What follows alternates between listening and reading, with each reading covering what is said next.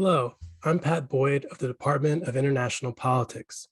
I would like to summarize the debate among scholars on why Russia attacked Ukraine. Before beginning, 2 points of background. First, Russia and Ukraine have been involved in a militarized dispute since 2014, when Russia invaded and annexed the territory of Crimea in southern Ukraine and began propping up separatist groups in eastern Ukraine. Second, Russia's president, Vladimir Putin, has stated that his country has three main goals in its current military operation: to demilitarize Ukraine, to protect ethnic Russians from genocide, and to denazify Ukraine. However, with the Ukrainian military dwarfed by Russia's, no evidence of genocide, and a Ukrainian government led by a Jewish president, these stated goals raise more questions than answers. It is therefore helpful to review the work of political scientists in search of the true causes of this war. Political scientists disagree about which factors are most responsible for Russia's attack. Scholars participating in this debate include both international relations, or IR theorists, who emphasize the importance of external factors, such as the threat to Russia represented by the expansion of the North Atlantic Treaty Organization, or NATO, and comparative politics scholars, who focus more on internal factors, such as Russia's domestic politics. Finally, it is possible that both external and internal factors have combined to cause this tragic war. IR theorists tend to focus on factors external to Russia. Applying realism, they argue that a great power like Russia will compel regional neighbors to adopt foreign policies that serve its security interests.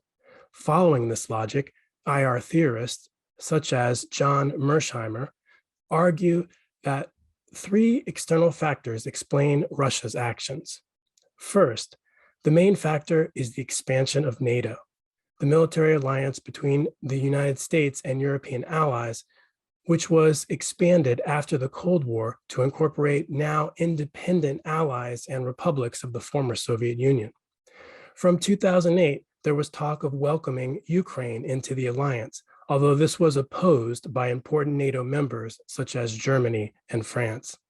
Second, the European Union has expanded in the post-Cold War period, including some outreach to Ukraine. In fact, Putin's decision to invade in 2014 appears to have been a reaction to a regime change in Ukraine that was based heavily on the question of whether Ukraine should have stronger relations with the EU. Finally, this 2014 regime change in Ukraine, which saw a pro-Russian leader replaced, established a democratic system that has elected leaders less inclined to follow Russia's foreign policy preferences.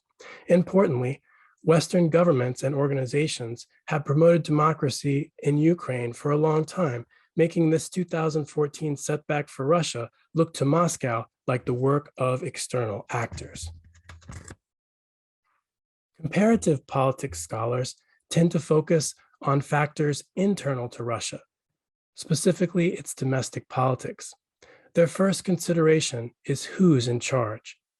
In Russia's case, by 2022, this is clearly Vladimir Putin, who had gradually achieved a system of personalized rule over a 20-year period. Focusing on Putin, Russian politics experts, such as Michael McFaul, argue the decision to invade is best attributable to two factors. First, Putin experienced serious pressure on his regime from protests that followed his 2011 re-election, which was seen as fraudulent by many Russians. In response, Putin began to present the United States as an enemy in order to mobilize supporters and attack his pro-Western, pro-democracy opposition. Meanwhile, during this period, Ukraine deepened its democracy with a peaceful transfer of power following its 2019 election. Through Ukraine's example, democracy appears even more of a viable governing option for Slavic peoples, thus threatening Putin's authoritarian model of government in Russia. Second, Although Russian politics experts acknowledge that Putin seeks to establish a sphere of dominance in his region, they argue it is democratization in the region, especially in Ukraine, that he fears most. Ideologically committed to the idea that Ukrainians and Russians are one people, Putin cannot help but fear what democracy in Ukraine today might mean for Russia's future. In this view, the current invasion owes its origins to Putin's concern for the stability of his own political position rather than to a broader concern for Russian national security. Although this debate is not yet resolved, I would like to conclude with the simple suggestion that combining external and internal factors may provide a more convincing explanation. In this view, external factors such as EU outreach to Ukraine and Western efforts to promote democracy in Ukraine can be seen as contributing to a Ukraine that may not favor Russia's preferences in security areas or otherwise. In addition, internal factors such as domestic pressures on Putin's political position at home and his ideological view that Ukrainians and Russians are the same people make the development of democracy in Ukraine, with or without the West's help, a serious political threat to Putin, one that might require regime change in Kyiv to be fully addressed. If this view is correct, then taking NATO or even EU membership for Ukraine off the table may not be enough to achieve peace between Russia and Ukraine.